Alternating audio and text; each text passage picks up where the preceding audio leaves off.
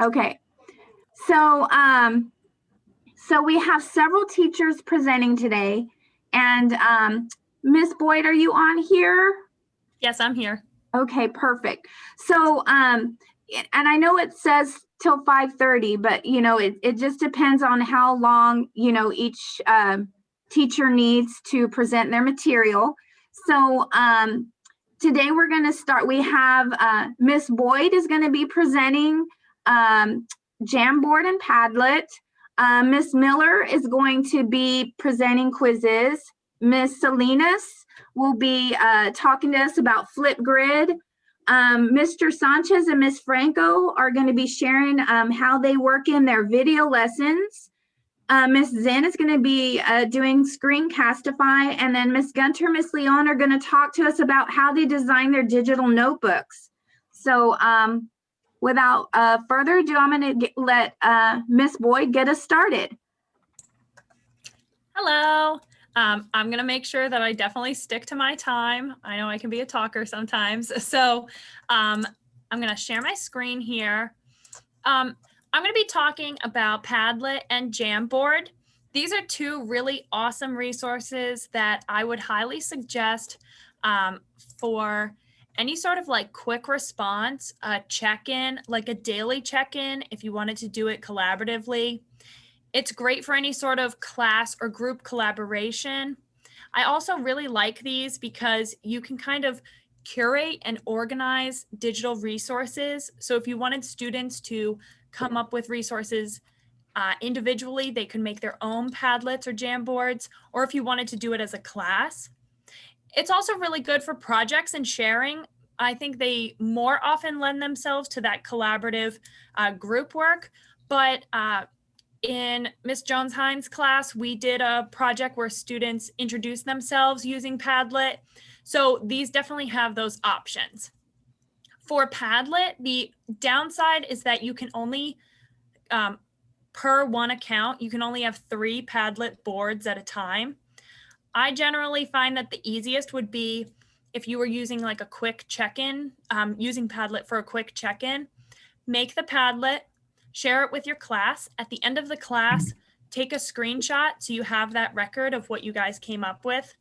And then I usually just delete the answers out and use it again, exact same board for the next class. That I think is the easiest. I also think it's easier to track things with that picture rather than having a bunch of online boards that you're looking for if you ever need to pull it up again. So that's kind of the one downside for Padlet, but maybe a way to overcome that. Jamboard's downside is that it can require a little bit more setup, but again, the collaborative piece is really effective, and I'm going to show you a trick later for how to maybe set it up a little quicker and easier. So for signing up for Padlet, I know some people use this, some people may not. You'll go into the Padlet website, which we're going to go to in a little bit. And I would sign up with your Google, with your teacher, like our normal G Suite account. That's going to be the easiest because then you can always click sign in with your Google account and it's all going to be there. And when you first get into Padlet, and I meant to start with saying, these are going to be real quick going through these because I know we have a lot to cover. My biggest suggestion is if there's anything you'd like to learn more, please ask me to come to your classroom and show it to you or your students, or you can meet with me, or I can send you anything. Like, please know this is going to be kind of a quick run through. The goal is to get you exposed to it, and then if we want to dig in deeper, we always can. So when you're first creating your Padlet, these are the different options that you can create. So basically, the setup of your Padlet is going to be how the student responses, how they're organized on the page. So if it's a wall, that means they just go, or like a canvas, you can group them. One thing to keep in mind is if you're having students do any personal projects, I would not have them do the map because you have to put in a location before you tag anything or before you post anything. So we had a couple students trying to do the map for their self-introduction and like starting to type in their home address, which obviously we do not want them to do. So just make sure you kind of know that one is location based, but it would be great for any sort of like project where they're looking at different regions. That would be good for that. So these are just the different ways you can set up your Padlet. And then when you pick your board, how you want it to look, this modify page will come up. And this is just where you do your settings. So you give it a title, you give it a description. Sometimes you can put instructions in the description, but it does show up kind of small on the page. So if your students aren't very aware of looking there, if they're not totally like prepared to look for those small, it might not be the best place to put your instructions. You can add an emoji. You can also change the address for your link, which I really like because since your username is going to be built into it, you can make it whatever you want. So even if you make it just like the date, it's never going to be something that was already used because it has your specific username in it too. And then this is where you can do the wallpaper, color scheme, font. For your students to interact, there are some settings that you might want to consider. For instance, the attribution, that's how we're going to decide if it's anonymous or not. Okay, thanks. When I've used this before, sometimes it's best for collaboration, especially if we're making predictions. Sometimes it's nice for them to do it and not have their names posted there because then they don't feel so nervous about maybe getting the wrong answer. So that's an option. If you're concerned about students posting anonymously and posting something inappropriately, there are some content filtering where you can filter profanity or you can require your approval before it shows up on the board for everybody. So that's an option if that's something you're concerned about. You can also have students comment or react to each other's posts. So whether it's no reaction, you can do likes, upvotes. You can give 1 through 5 stars or give a grade. That might be a fun way to have them kind of peer review or collaborate on different ideas. And then basically what's great about Padlet is there's more of that setup, but once you have it all set up for your students, their ability to respond is really easy. All they have to do is double click on the board wherever they want to respond. And then they have a variety of options. So if they just want to type, they can put a title, they can write something in the body, and they could do one or the other. They don't have to fill in both sections. And then these 4 icons here are the first 4 in this list. And you can add a lot of digital resources, a lot of multimedia right into here. So you can upload files and have links. One thing that's really convenient about Padlet is sometimes when we want students to put pictures into things, they go and they copy it and then they have to save it or copy and paste it into something. You can actually search images from Google right in here and they can put them in. And when they do this, it is still filtered the same way that like normal searching through the Judson internet is filtered. So they would receive the same images. It's just right here in Padlet. They can also take a picture, film a video, voice record, basically anything you could think of, they can actually put in their Padlet response. Now, so that we kind of have a chance to look at it real quick, also, I'm going to send this in the chat. And I just want to take a second. Oh, why won't my chat show up?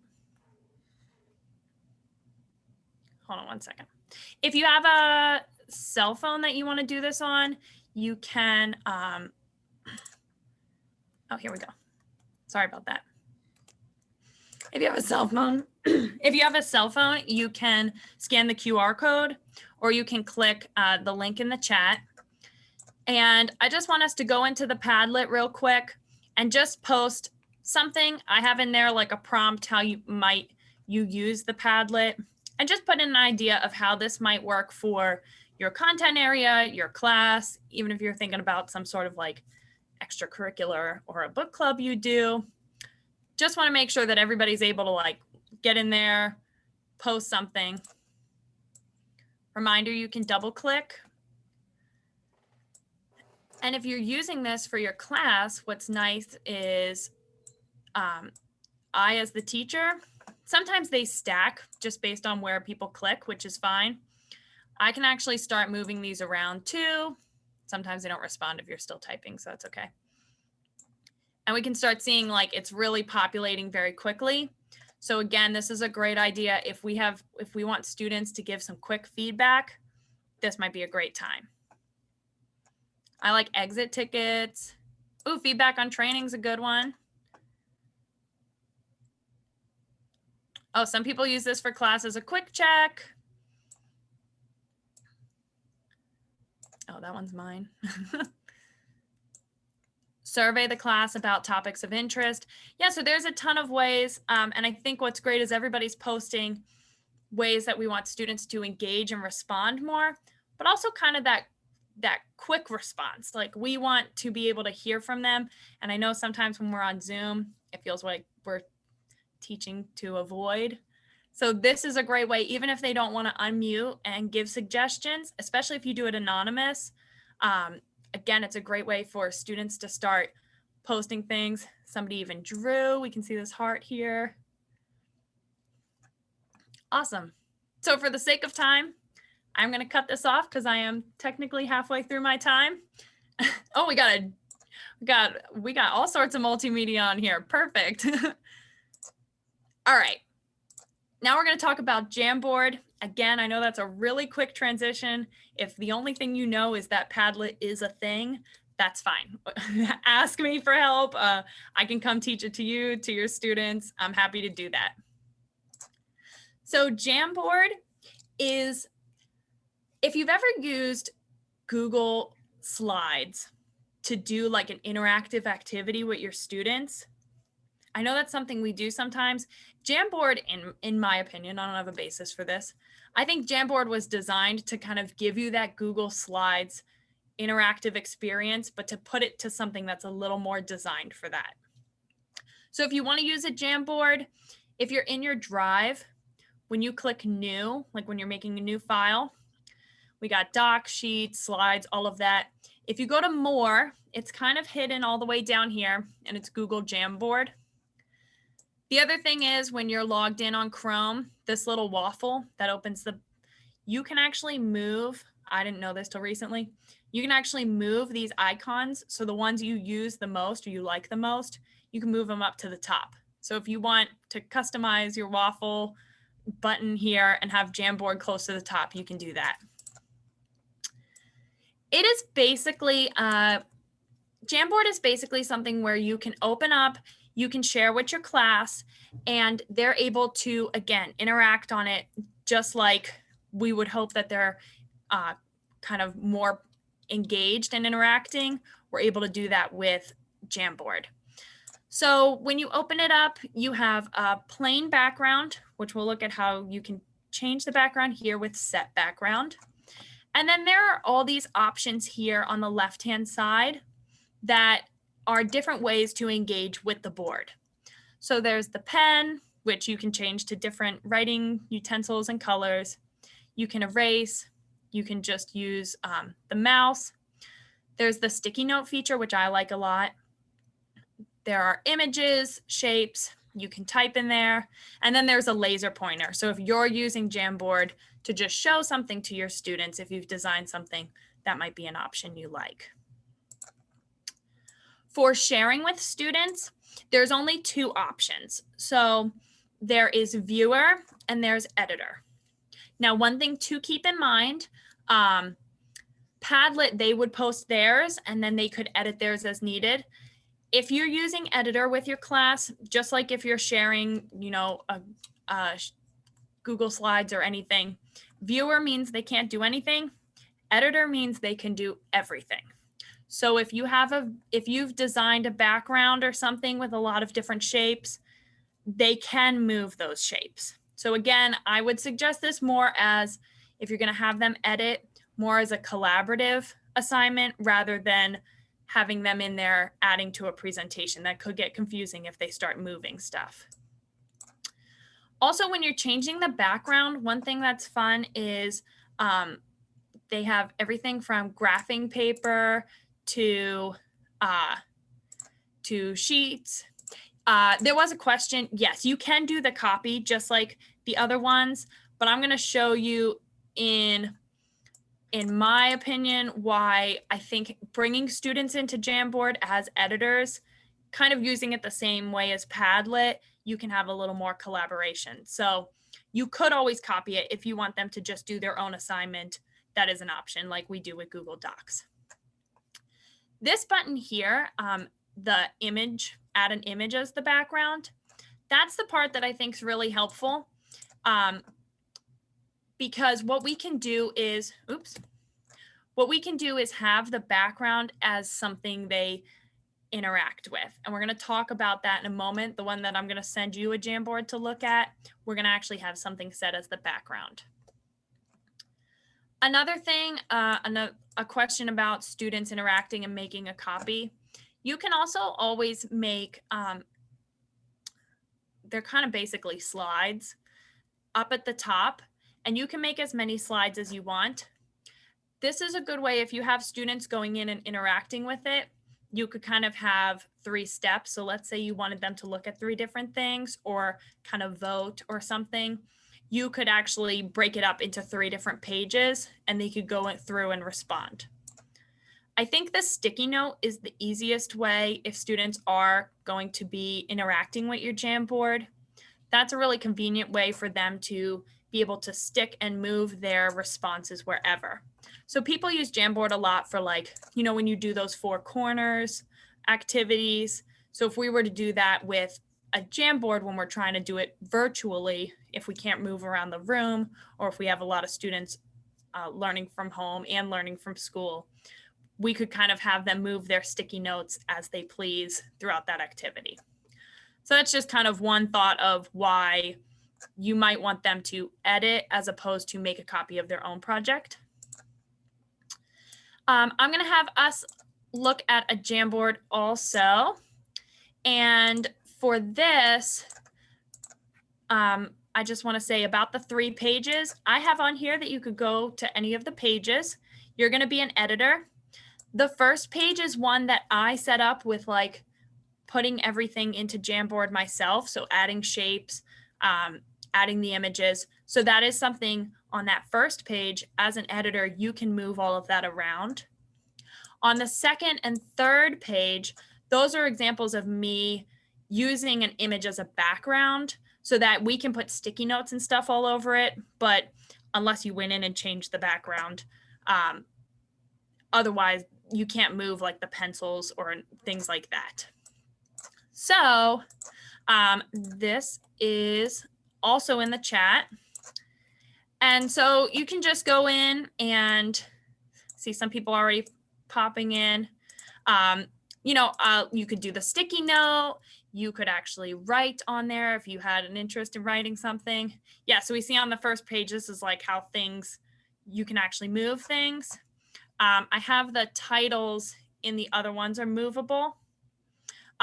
So again, this is depending on your students, depending on what you think. And honestly, if you have it editable and students keep moving stuff around, that's a good time to talk about digital citizenship. So I would never completely suggest we lock everything down, because also we want our students to be able to participate and partake in activities. That's a good time to have that conversation. So some people are responding to this one. We got some pros and cons going on the second page. And if you want to switch page to page, you can use these arrows, or you can click and join whichever Jamboard. And another thing that's nice, if you can see my screen, this is a good way to see what your students are interacting with too. So again, if I pull this down, I can see who is in which screen. So I've seen some teachers even do like a kind of group presentation, and everybody's supposed to be doing a slide, and they're monitoring on this, seeing where the students are in the Jamboard, so that they can kind of watch them drawing or adding images or whatever they choose. And you can see these update as we go too.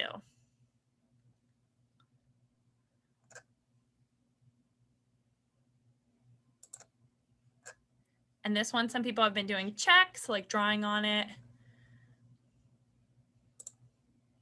Oh, is winter the best season? Yeah, I made this before the storm actually. So yeah, I think that's I had a different intention about a week and a half ago. Maybe I agree with maybe I disagree at this point.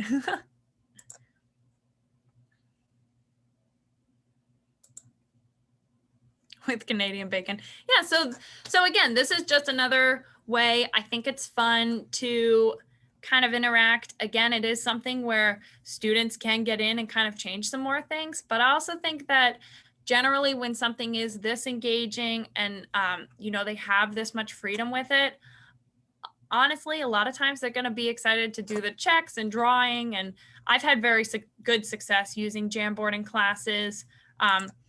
Again, especially with these backgrounds. And one thing I will say, these backgrounds are from Slides Mania. If you're not using Slides Mania for formatting Jamboards or different things, then I highly recommend that's something. I can pop that in the chat as well. And that's my part. I think we're at the time and I want to go over. So if anybody has any questions, please email me, stop by the library, ask me to come show it to you. I'll show it all to you again if you need, but I want to be able to move on so everybody gets to do their part. So thank you. Thank you so much, Ms. Boyd. And please, yes, feel free. I know I've been wanting to learn how to use Jamboard also. So, and it is, every time I'm in a training, it looks so much fun. Okay, so we have Mr. Miller. Yeah. Share screen. Hold on, let me share.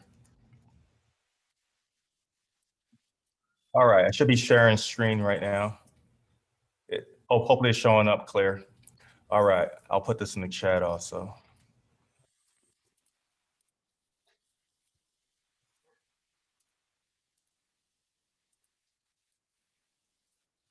All right. Everybody see that? All right, so we're going to talk about quizzes. It's just another way of engaging students. It's like two other ones just exactly like it. The most famous is Kahoot. I usually don't use Kahoot with the sixth graders. I usually save that for the younger ones. For the older ones, I actually like to use quizzes because of their feedback. And you already noticed already that you were not allowed to pick your name, but when I get the report, it'll have your student it'll have the Gmail email address.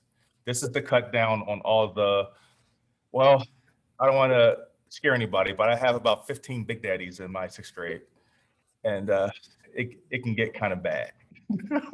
And I got a lot of poppies, yeah.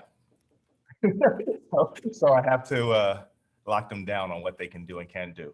Now, there's some people still joining, but I want to show you, you can still start it while they're joining. Up top, the code will stay there and they can still join while the class is going on. That's for your students. Well, you might not have them, but I have students that show up a half hour into the class or 40 minutes into the class because something important was happening. So it's how it looks. So the first thing we talk about is I'm using the format that's called the lesson format, and I'll go into that later. In the lesson format, you dictate how the class progresses through the slide. You can use your slides you already have also, which is it's like making a picture of your slides. So what do you do next? You just go to the next one. And it's a gamification technique. It's more student-paced, than Kahoot. And it's designed to help participate in group activities or study alone. It helps the students engage a little bit. Now, the different modes, there's classic, which is the student-paced one. So one student might finish his whole quizzes in a minute. Some might take 5 minutes. So it depends on how they do it. Instructor pace, you decide when you go to the next question. On the test mode, that's the serious one. That one, there's no points. There's only one attempt per question. There's no music or memes, and the answers are hidden. So it's like a true test. And then you can also assign it as homework, and you can use a team mode, which is like classic, but they share the points. This is helpful when you have high and low students. They can think they're winning even though they're not doing as well as the other students. The different questions that you can use in the lessons vary on what you want to do. If you want to use check boxes, that's fine. Open-ended questions works. Multiple choice is probably the most common one. Polls are not graded, but they give you an idea, and fill in the blank is for when they definitely know certain words to fill in. Open-ended question is probably the toughest one to grade, but it's also where you can truly find out what they know.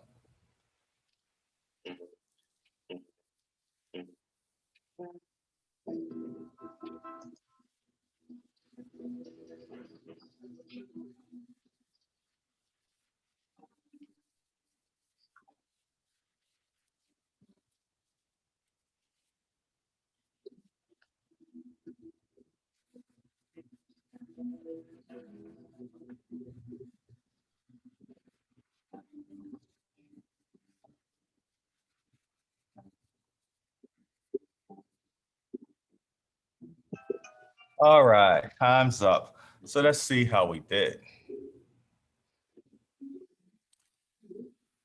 Ooh, Rosemary was killing it. All right, let's see. Oh, the answer would be 10% are empty. Now, the students next grade are doing percentages right now. So I've been doing a lot of percentages in class, and they hate me for it, but it's quite fun. Now I see why math teachers get all the excitement, because they really do not like questions about math.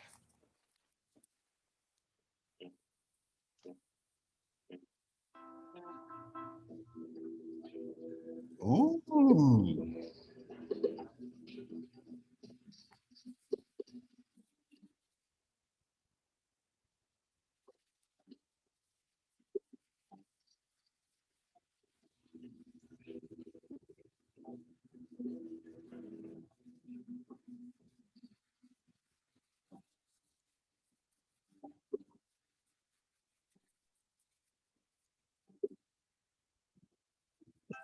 All right, time's up. Let's see how we did.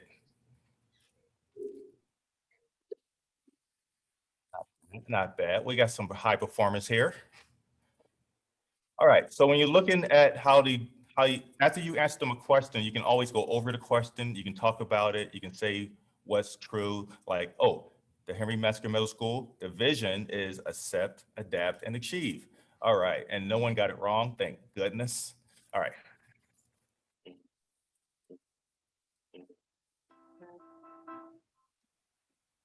Ooh. This one I gave a hint because I didn't know if I didn't want any embarrassing moments.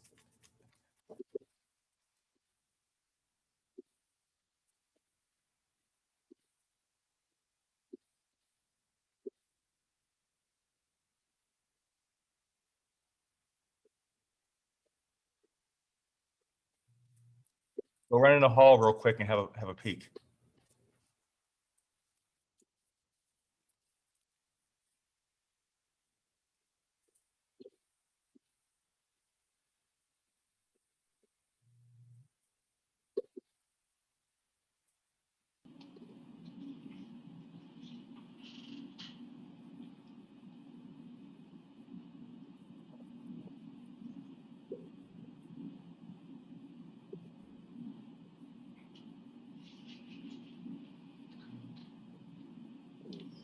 All right, so let's see how we did on this one. Our values are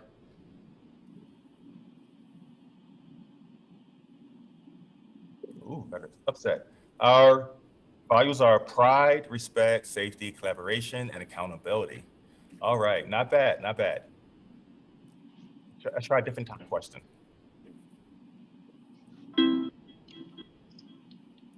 Ooh. This is a poll question. It's not graded, so don't feel bad. It's not graded.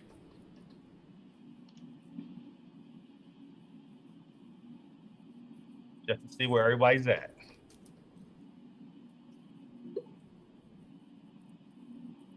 We're virtual learning pros now.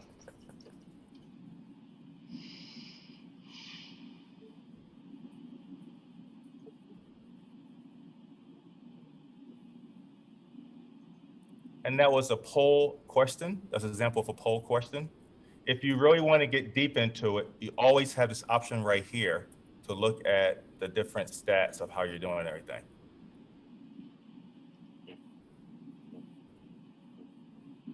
How are we doing on this one? This is an open-ended question.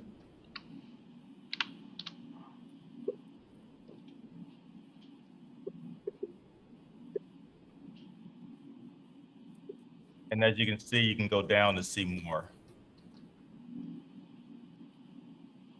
Notice that no one said TP because it's not there. No. Avocados, nice. Got that silk almond milk going on? Yes. And you can always, if you think everybody's answered, you can always push this button to end the question. And if you think students don't have enough time, you can disable the timer to help them if you think they're feeling too much pressure. Yeah, child repellent. I don't think that is test.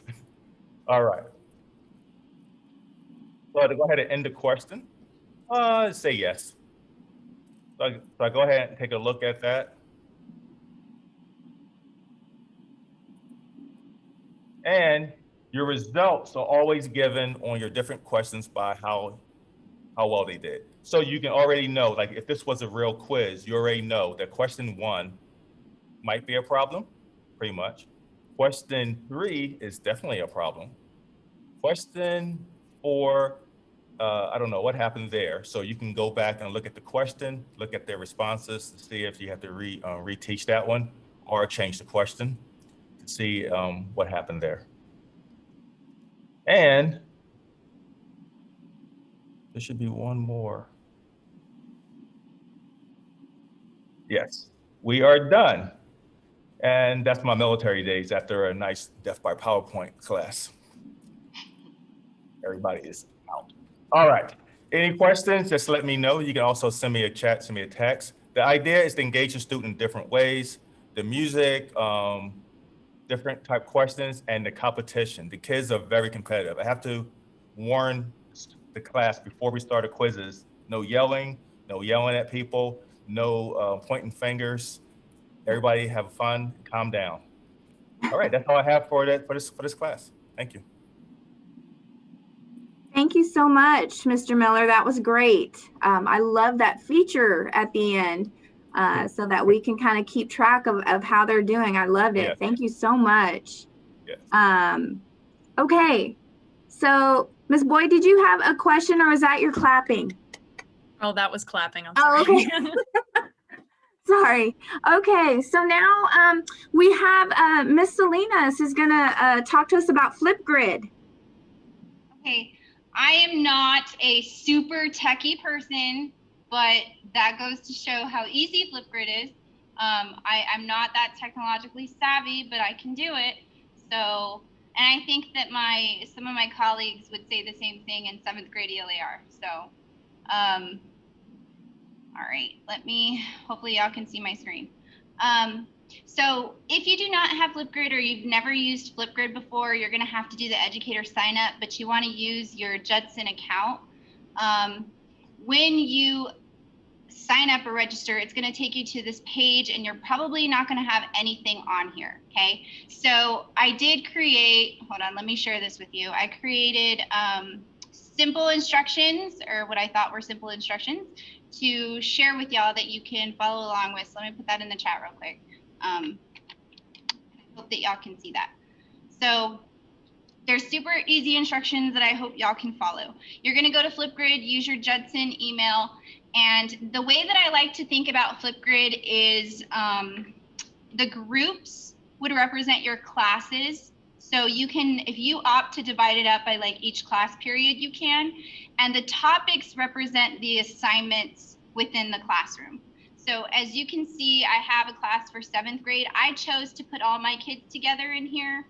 And then 2 assignments that I've done last semester were figurative language and making connections with a story that we read. So when you start out here and you have nothing, you're going to want to click create a group, and you can choose to name it whatever you want. So like if you're science, you know, let's say you're 6th grade science, and you're like first period, right? So whatever you want to name it. You can change your join code, something easy for your students, or you can just leave it however it's generated for you.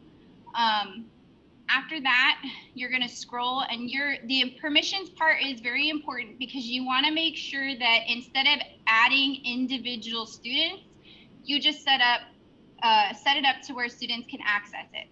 So you would end it, which is the student.judsonISD.org, right? And if you want other colleagues on it, you could even do the @JudsonISD.org, and just leave that there so it'll recognize the domain, and it'll automatically allow any student or any colleague of ours to join in on your Flipgrid. You can set it up if you want people to get the email notifications when new followers enter your Flipgrid. It's completely up to you. And let's say you decide that you don't want the Flipgrid available right away, you want to hold off, then you can hide it so that way they won't see your group yet. Okay, I just leave it active. I never really mess with these things unless I really want to get emails pinging me every time, because they will ping you every time. You can choose to upload an image that represents your classroom, or you can use one of their predetermined ones. And then it's real simple. You just click create group. So you can share this. It automatically will share through Google Classroom if you click the button, or you can use the QR code that you can snip and put on your Canvas. If you have Teams, you can do that too, or just copy the link and paste it onto your Canvas page. So it'll create the group for you, and it'll take you into there. This is a default assignment, or like I said, topics are, think of them as an assignment, okay? So this is a default one. It automatically puts it in there just so the students can kind of play with it and get to feel like what Flipgrid is and how to use it. I did this at the beginning of the school year. My students responded and they enjoyed kind of messing with it and saying, hi, my name is whoever, you know, and just tell a little bit about themselves. If you don't want this on there, you can delete it, or like I said, you can freeze it. It won't allow anyone to use it, or you can hide it so the students don't even see it. So to create an assignment or to create a topic in here, you would just click add a topic, and it takes you to pretty much similar way you set up a group. You can, let's say you're going to do I'm not a science person, but you could do some kind of photosynthesis assignment. You can do animal science or whatever it is your assignment is.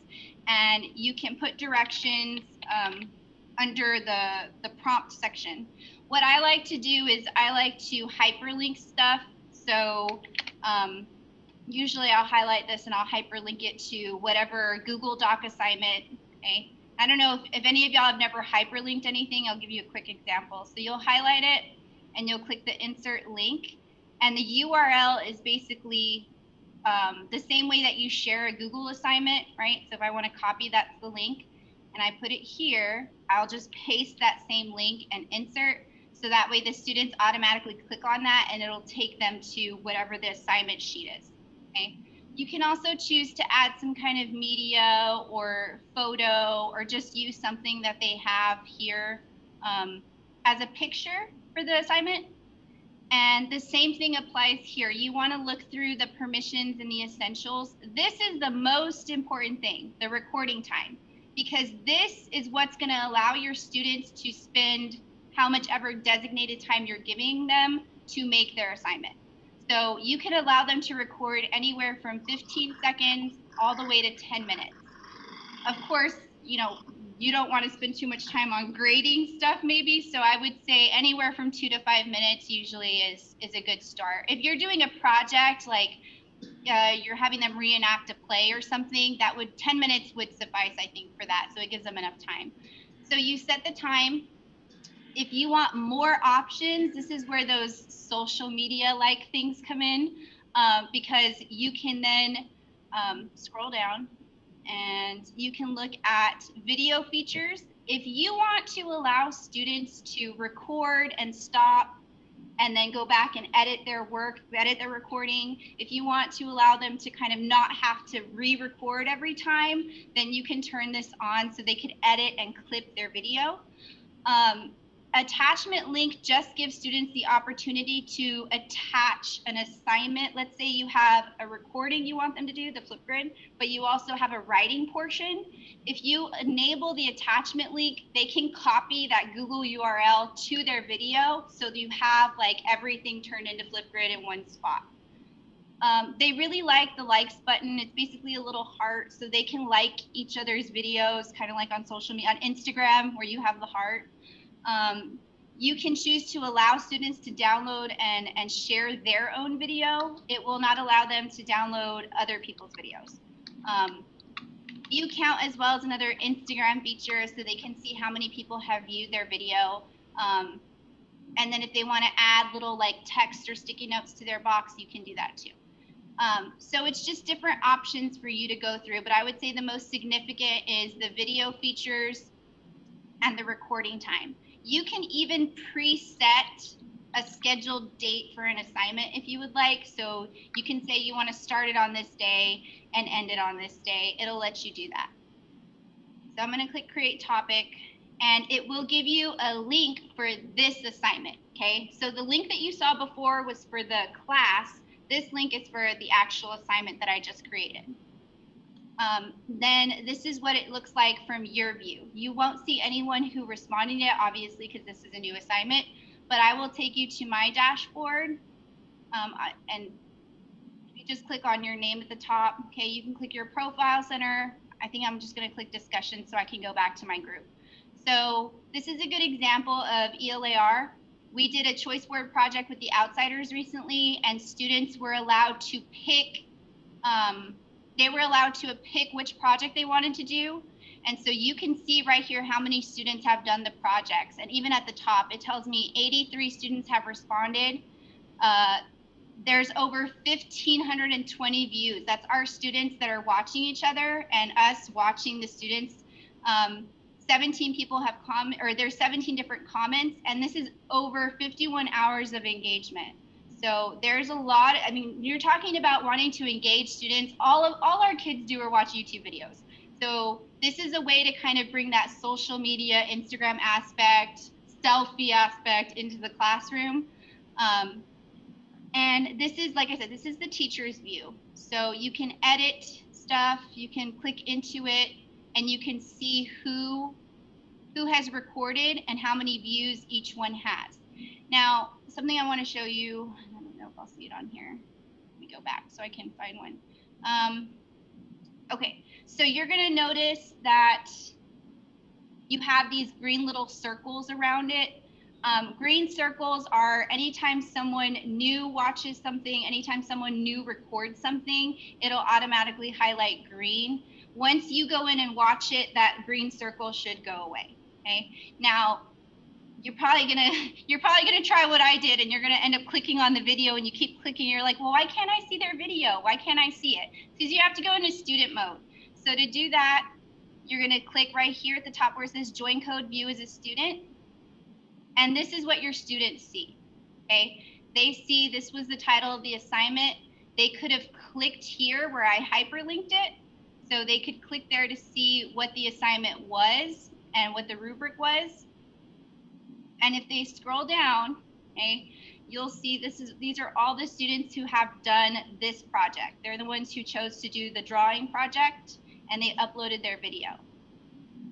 So I would show you how it works, but I think if I try doing it, it's going to tell me that my computer, I'm already using my, let's see if it lets me do it. Yeah, so because I'm on Zoom, it's not going to let me show you how to record it. Although I was trying to figure out a way I could show you. So here it goes. Sorry if I give y'all your head starts hurting, but I was trying to figure out how am I going to show them to record a video.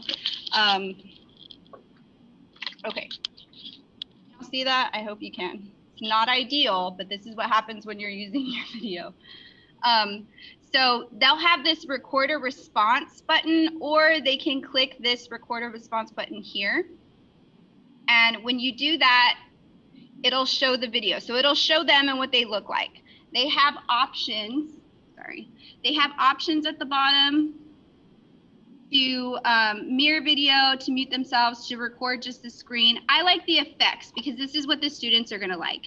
This is where if they wanna have stickers, if they wanna have, like they can add stickers to their video like this, and it can just kind of hang out in their entire video, okay?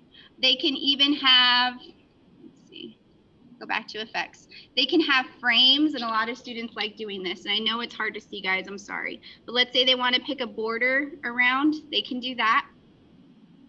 And then when they're ready to record their video, they're gonna click they're gonna click the record. It'll count down for them. And hey guys, this is just a test to show you. So when they're done, they'll click pause and they can go on to the next step, which basically just takes them to publish their video, okay?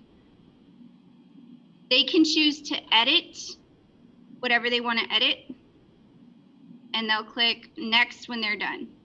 So if they want to replace this photo right here with a selfie, you can click take selfie. And again, they can use effects and put whatever kind of cool things. The things that they really like are like sunglasses that they have available. And then they are going to put their name. If they have that a Google Doc or something that they want to attach to it, that's where that URL would go. So they could attach their Google Doc to their assignment. And then they'll just click submit. So it will upload their video and you will see it pop up. Sorry, let me refresh my page. You'll see it. I hope it saved my video. If not, I can show y'all. Okay, so it'll pop up here and they can go back and they can watch it. So guys, that's the easiest way that I had to explain it. But I can show you an example of students who did, like this kid did a really good job with explaining the video. This is my symbolic with drawing, painting. No drawing for the outsiders. So I'm just gonna explain what all this means. All the thunderstorms, they represent how Ponyboy feels when Darius just like so mean and like rough with him. So I'm gonna pause it there, but I know I'm also running out of time. So my biggest thing, this is the biggest reason why I really like Flipgrid, is for our special population.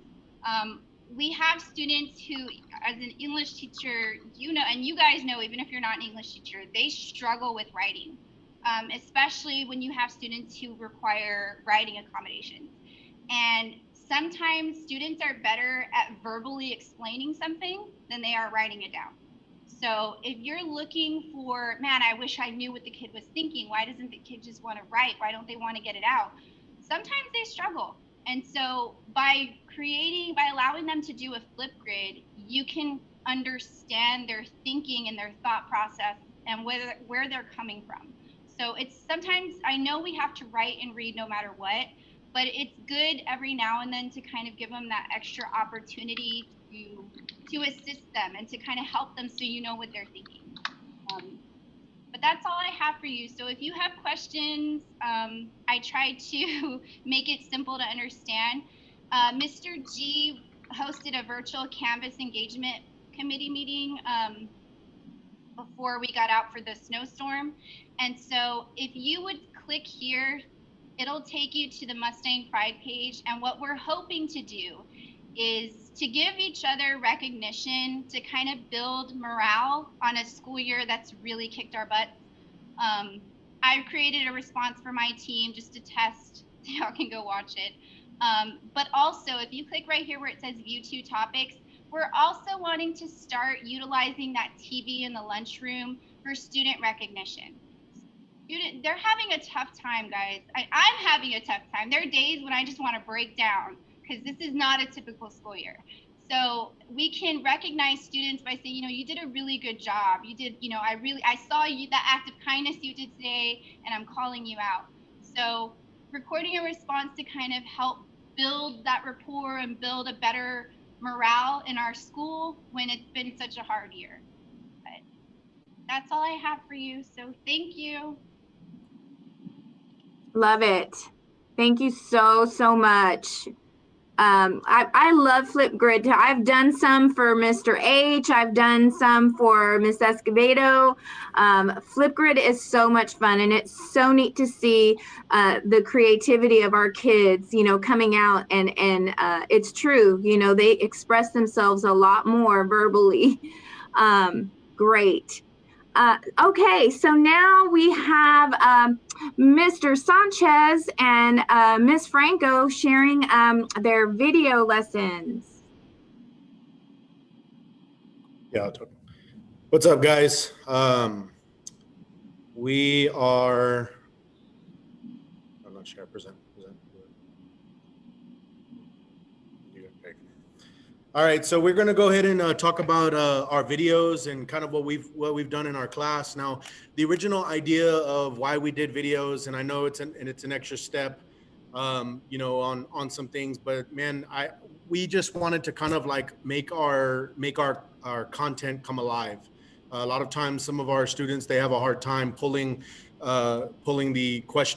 themselves into the questions, and then you know. Solving them and using that. So that's kind of why we did the whole, that's where the idea for coming up with the video lessons came up with. So go ahead and move to the next slide. So the different types of videos that we've used throughout the school year is we've done introduction of lessons, and we've done new concepts, units. It kind of depends on where we're at. And we've done announcement videos. They can be something that's real simple, you know, with an announcement or something that you want the students to remember.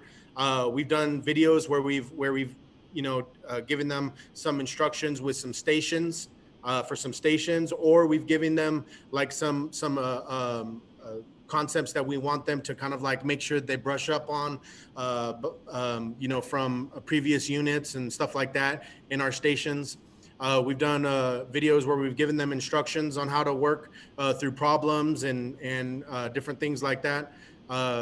We've done some very fun videos. We've had a lot of fun with the types of videos that we've made, and we've done some music videos as well. I know some of you guys have seen some of those, and so we appreciate all the love and stuff like that we've gotten from those. It's just we're like, again, we're just trying to make this year, like Ms. Salinas was saying a second ago, you know, a lot of the students are having a hard time, and we're just trying to make trying to make the math fun for them. I'll just say it that way. But there's different ways that you guys can use them in the classroom as well. Go ahead and go to the next one.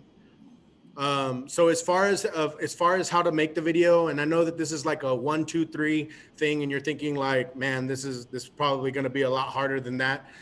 Some videos can be. The music videos were pretty hard, but some of the videos really aren't. And so the thing that you want to kind of make sure that you have is the concept. What do you guys want to talk about? And so that's going to be the first step. And then the second step is going to be record the video. And so I personally use iMovie, and I've used other things as well, but the majority of my videos are the videos that we've created, you know, we've used iMovie, and then we post it to YouTube. And so it's very easy to, I created a YouTube channel with my Judson ID account. Judson ISD account, and it's really simple. Just post it. Now you have to make sure that you're on good Wi-Fi. I will tell you that you won't be able to post a video from school, so you'll have to do that at home. But then the third thing is just to share. And so again, we've used different things. We've used, and go ahead and go to the next video. As far as like what you need your camera phone. Okay, I mean, you can use your camera phone to go ahead and make the video, or there's other things that you can use as well. Maybe you don't want to use your phone, but if you have an iPhone, it's really easy. And I know there's some other phones out there that have great cameras, and you can use those phones as well. But anyway, if you don't want to use your phone and you say, I don't want to do that, the other options are to use your computer camera. You can create a video right there on your computer. You can use your Ladybug document camera, whatever one that you have in your room.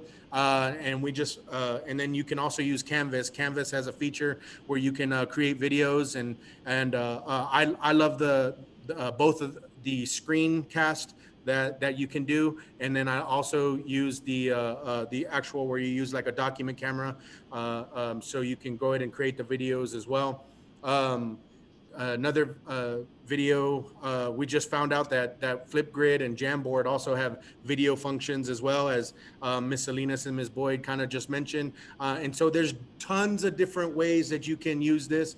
But if you just want to stick with your camera phone, I mean, these have great cameras, and then you can create your video. Like I said, I use iMovie. Another thing that you can use is we have Miss Franco bought this from Amazon, and then she also has one that's an actual stand. Looks like an actual camera camera stand, tripod. And so you can use those as well to kind of help you in making the video if you're going to do it by yourself, or you can do it as a team. We've utilized our team a lot in making those videos, and that's been really awesome, because not only do they see my mug, but they see the other 7th grade teachers here, and so I think it's just really great. Go to the next one. And I didn't want to waste too much time talking about it. And if you guys are interested in making videos, maybe you guys have some ideas that you guys want to put out there, or maybe you don't have any ideas. And I'm going to come up with a list of different things. I'm going to talk to a couple of teachers, and I've already talked to a few that I want to make a list for you guys. If you guys are interested in making any videos, I can help you. Hello. Hey. How you doing? Oh, sorry, I thought somebody might have had a question. If you guys have any examples or things that you guys are maybe you want to make videos, you don't know, please reach out to me, or you also Miss Franco. She's very good at making the videos as well. But I want to quit talking, and I want to kind of show you some of the things that we've actually used in our classes. Ms. Franco is gonna pull those up and kind of discuss some of those with you guys as well. Is there an echo? Yeah, there is an echo. All right, so this is one of our first videos we made. It's probably one of the most cheesy one. I feel like I was pretty cheesy on this one. So it was an introduction to sales tax, and me and Mr. Sanchez, we went to Walmart and we bought a few things. So should I play the whole thing? Just a little bit, All right.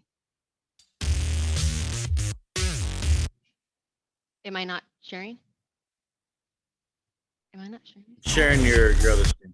Oh, I'm sharing my kitty cat. Oh my gosh, sorry. How embarrassing. Wrong one. All right, there you go.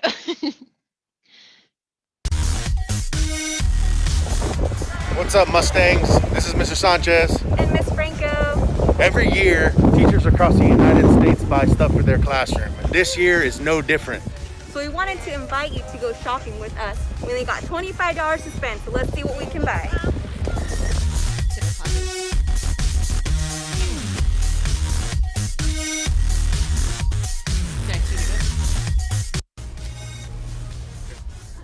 No, not this part. No, darn it, why did I?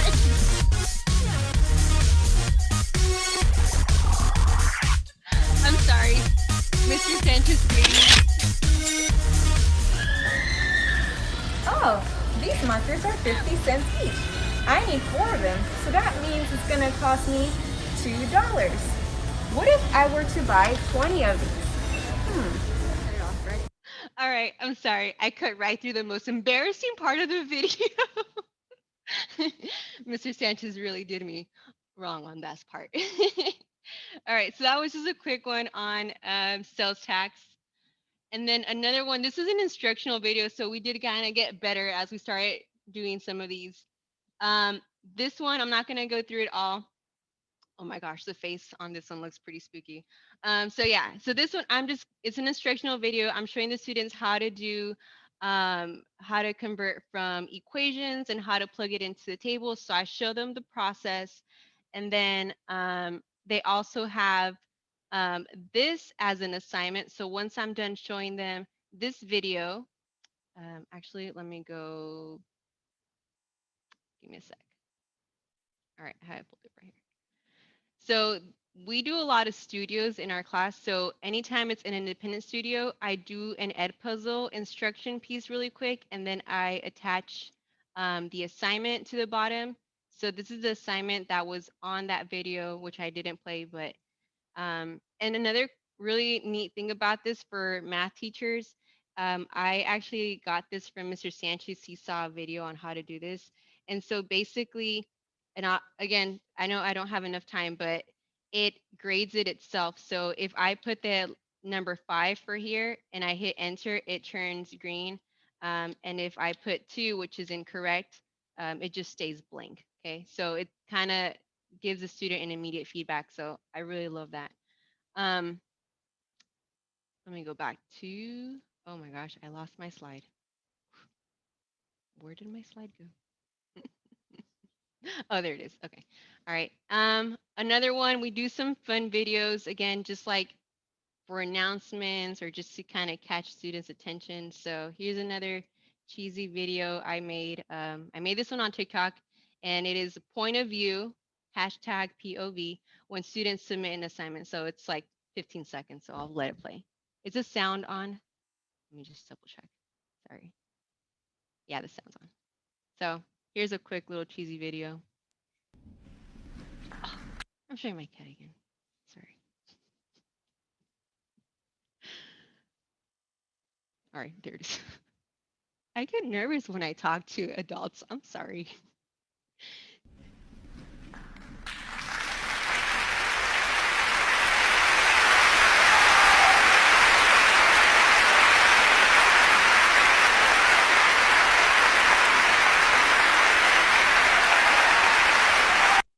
All right, so that was another pretty cheesy video. Good job. And so that was just like a quick little kind of announcement video. Please turn in your assignments, in other words.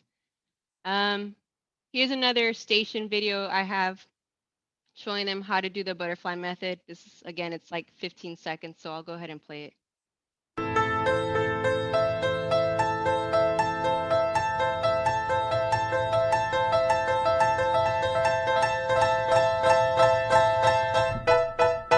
Guess who's back? All right. And then our music album right here. This is the good stuff right here. We made a song. Well, Mr. Sanchez made a song, and we had Mr. G, Miss Rector, Miss ST. We all came out in this video. Should I play the whole thing? All right.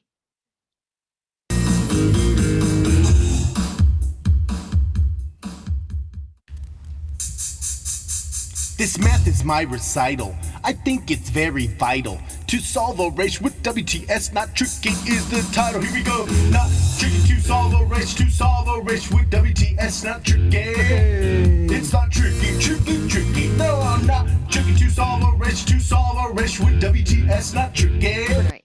So, a lot of time goes into making these videos. So guys, we've used them in lots of different ways. And if you guys are interested in making any videos and you guys don't know where to begin, don't know where to start, let us know. We'd be more than happy to come and help you, come and show you. Like I said, some videos can take 5 minutes. Some videos can take, a couple of hours. It just kind of depends on how much time you want to put into it. And I think it's a great opportunity for you to really reach your kids, reach your students in the classroom, not only here, but at home as well. And so that's how we use them in our class. And so I'd love to hear ideas. And if you guys need any help, I'd be more than willing to come and help out as well. Okay.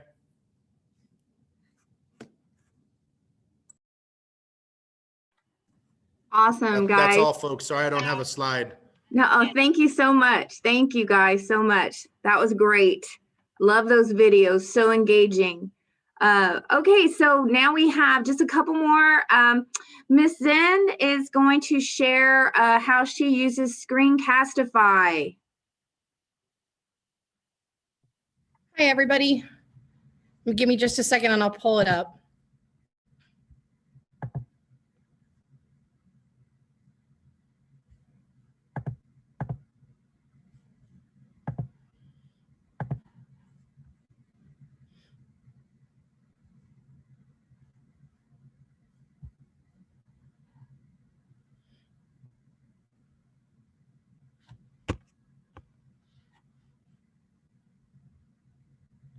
Come on.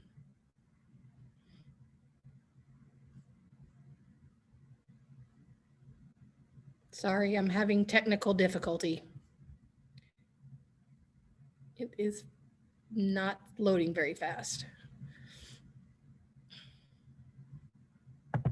Okay, we'll do it a different way. So Screencastify is not as engaging as Ms. Franco and Mr. Sanchez, but it is a way that you can record some of your lessons if you have a Google slide already made.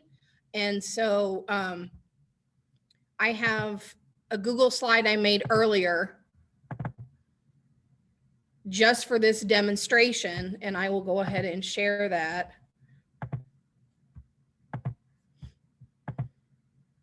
And so the first thing, you have to be in Google Chrome in order for this to work, since it's a Google extension. And you have to download the Screencastify extension before you can get started.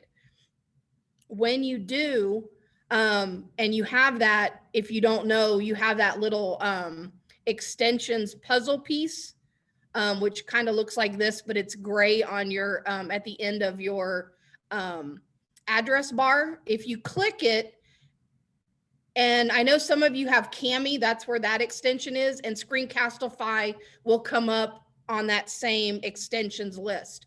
So once you click it, it will give you a little web browser, and I don't know if you can see this. So it gives you this little recording. So I can choose to do a tab only, or to view my entire desktop, or just to use my web camera to record myself. What I used it for, especially last year when we were shut down, I used just the microphone and the desktop so I could show my kids whatever slide I wanted to show them. Because technically I don't really like my picture on it, but for y'all, I will do that. So you hit the record button. Okay, I can't record right now because it won't let me. So I do apologize. Hang on just a second. I don't think it's going to let you, because it did what it did to me for Flipgrid, because you're already using your camera for Zoom. It's not going to allow you to show us how to do the Screencastify. Exactly. That's what I was thinking. And I was trying to show the one that I created as an example, but it was taking forever to download. So I'm not sure what is going on with it. I don't want to record. Let's see. My recordings. There we go. Here it is. So let me share it now.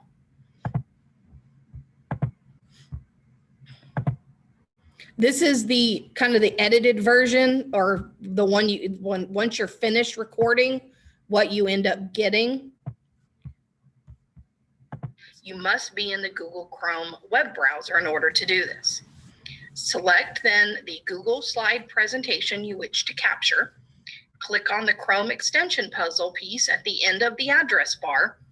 Select Screencastify, and then you can choose your options. It gives you the option of just viewing the screen, or using the web camera like I have. I normally don't like to have myself on camera, so I usually don't add that part. But if you're going to be using hand signals with your kids, it's a good idea. Once you're ready, press record. When you're finished, you hit stop and it's going to start a playback so you can listen to yourself and make adjustments as you need. You can also make small edits to the final product before it's published, and then you can give it and assign it to your kids. So this is the article that I'm going to use and demonstrate with. Energy Transformations, a science literacy article.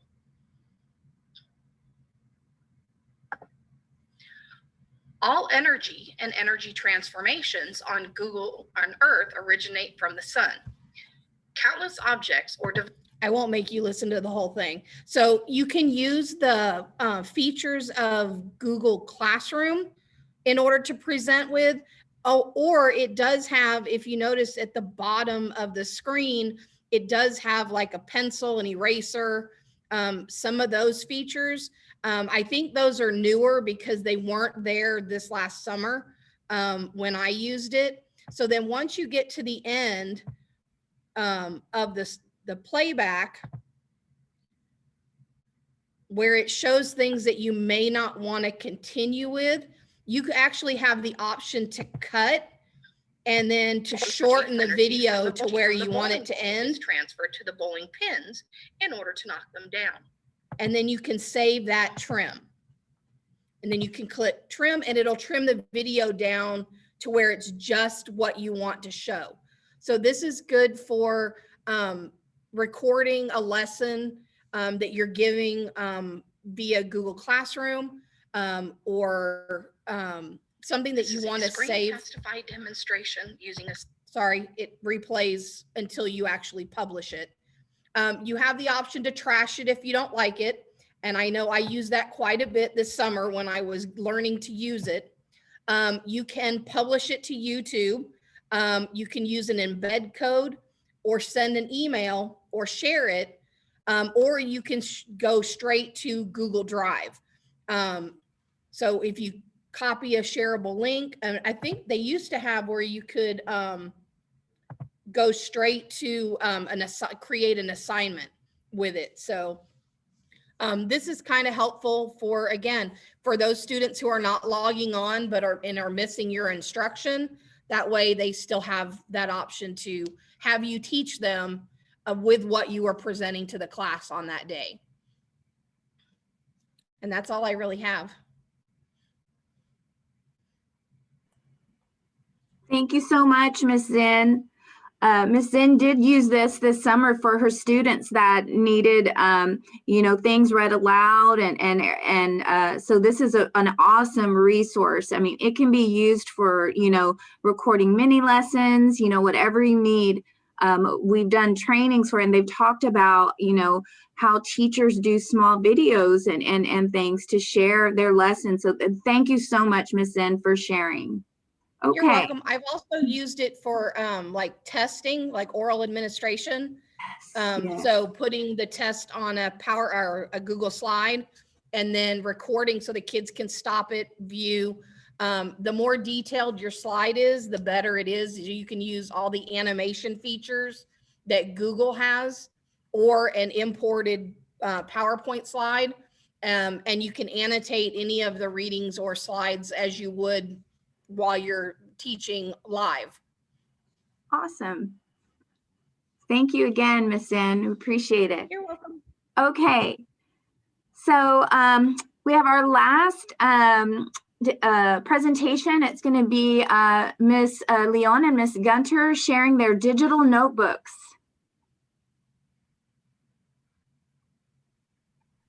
Okay.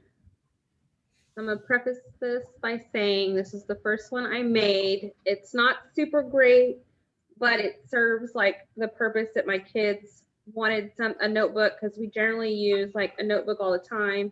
And if you've ever been in my room or if you've seen my notebooks, like they're filled. We use it as a study aid, foldables, all kinds of things. And so I was trying to find a replacement for this. and I looked maybe to find something to buy, but I couldn't find anything I liked, and I wanted to use some of the materials that I had. So I figured out, you know, how to do where you clip it. I can't remember what it's called, snip it or whatever. And so it is a little time consuming if you're going to make yours like from scratch.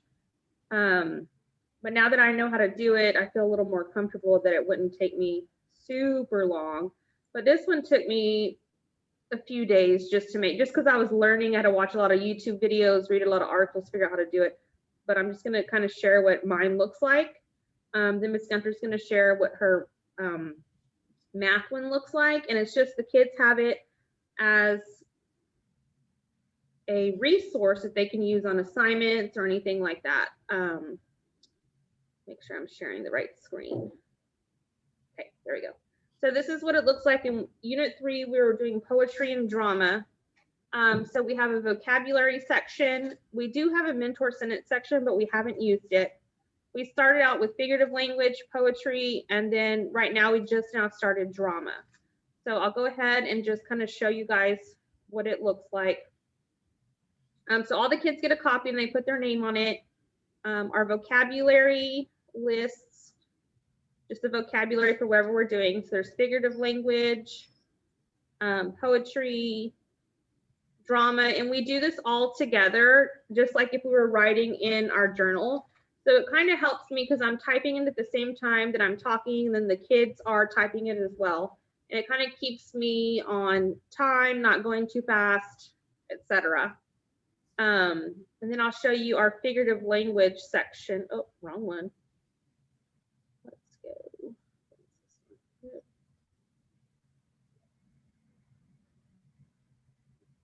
I messed up the links. But this is our figurative language section. So all I did was do a snippet of some guided notes I had, and we just kind of typed it in as we went over it. So they have this to refer back to. Here's some examples we did together where we read the passage and then we underlined it, what type, just like we would do as if we were all face-to-face doing it on paper. So the kids all have this. Here's another example we did. This one we mainly did similes, metaphors, alliteration, and onomatopoeias. Miss Our poetry. Huh? Was it already like in there and blank, like all of those, were they already in there and then you just had students make their copy? So let me make it to where I'm not sharing it. What's that little exit? Out of the way. So the kids, it's blank, and then we go in and we type it out. So the way that you could do that is you just, if you were like wanting to do something like this, you would just go to slide and then edit your master slide, and that's where you would put everything. And I mean, if you were interested, I could show you how to do it at another time. Let me make it a little smaller. But like we did rhymes, and this was matching where they would drag and drop. We just now started drama. So the kids did their vocabulary. And then I just put in some notes that we went over, notes again. And then we kind of looked at a script and we color coded it just like we would do as if, you know, they were in person. Let me make it smaller. Well, not that small. There we go. We color coded it. So the actors, we circled actors in blue. So that's just an example of what we did for ELAR. Ms. Gunter's going to show you math, but next 9 weeks, we're kind of doing like a novel study, and we're using it to do a review. So I'll just make a new one for Unit 4. I know there's like probably more like fancier ones, but once I figured out how to do it, it won't take that long. The long part was like trying to figure out exactly how to create it from scratch, essentially. I don't know, I know Miss Escobedo had shared one with ELAR earlier in the year, and hers looked a lot like visually appealing than mine. But this is just an example of something that you could do. Ms. Gunter, you want to share your math one? Absolutely. I should have asked to go first because you guys are tough to follow. let's see. Okay, so Miss Leon and I have been teaching together for like 9 or 10 years, if you guys were unaware. And at our previous schools, it was kind of ingrained in us to use notebooks. So this is just what I know. It's like my Bible.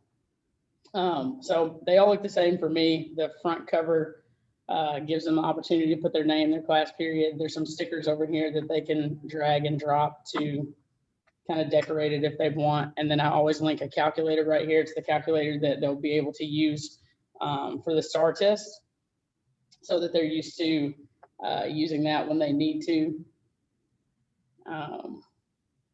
Gonna go down. All the lessons look the same. I usually start with like basic information. We go through this page together. So today we talked about prime factorization. So I broke that term down and we talked about what is a prime number, which, believe it or not, they never know the answer, even though it's right here in front of their face. So it's really good discussion.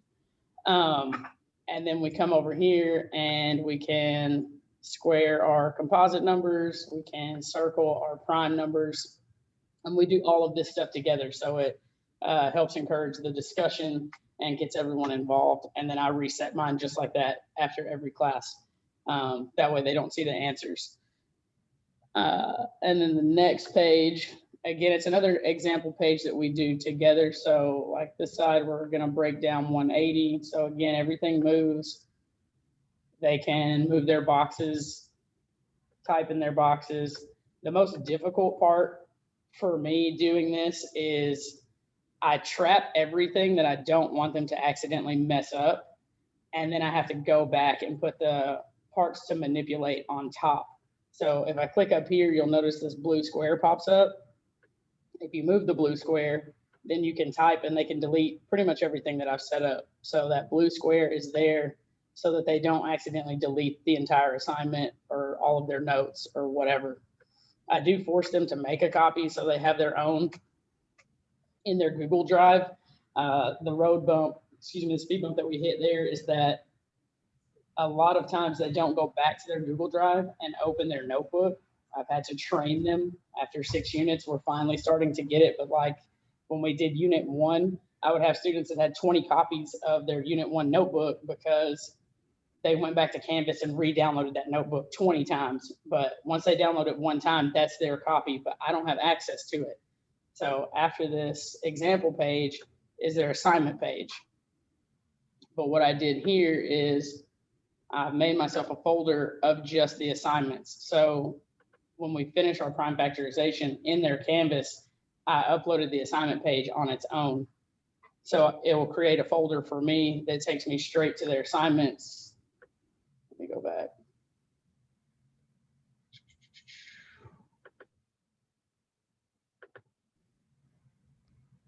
And it's all alphabetized for you.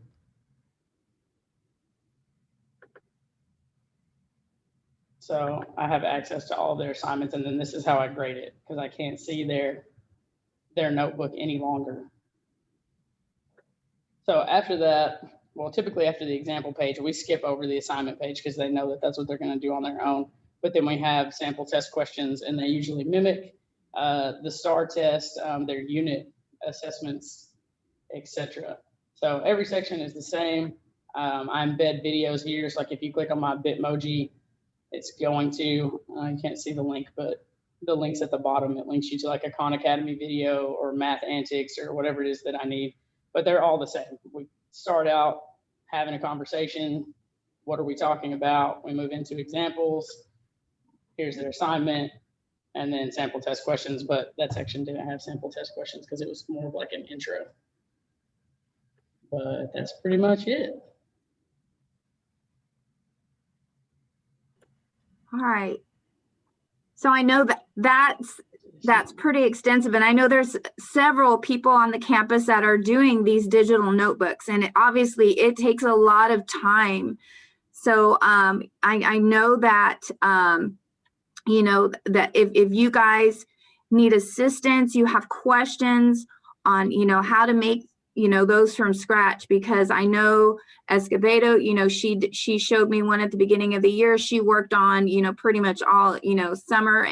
And so it does take a lot of time to come up with these ways to engage our students. And I just want to say thank you to all of you who presented today. And I know that took some time. We have some amazing teachers. You guys have to understand, we are our greatest resources.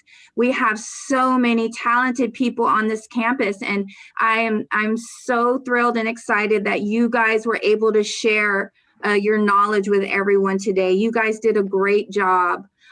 Just know also that we can reach out to any of our teachers on the campus to get these resources and this help. But I want to thank you all so much. I know it was longer than an hour, and I appreciate you guys for staying. Thank you again to our presenters.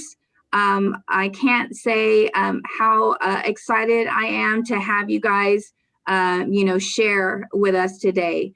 So, Mr. Fuentes, yes. can I share real quick how to force copy? There was like 3 questions on how to sure. force copy. Yes. I'm sorry. No, you're okay. When you force copy when you share, you want to make sure that your link says share with anyone. It's going to default to share with like Judson ISD or something like that. I don't know, where did it go? There. But you want to make sure that it says here anyone with the link, and then copy the link. And once you copy it, just open another tab, Control V, and you're going to get rid of everything on the end up to edit. Just delete that, and then type in copy, and then recopy that whole thing. So I'm going to cut that. And now when I paste it into Canvas or whatever, when they click on it, it's going to force them to make a copy so that they're not messing with mine. Okay, sorry. Awesome. All right, guys. Thank you so much. This is, let me stop the recording.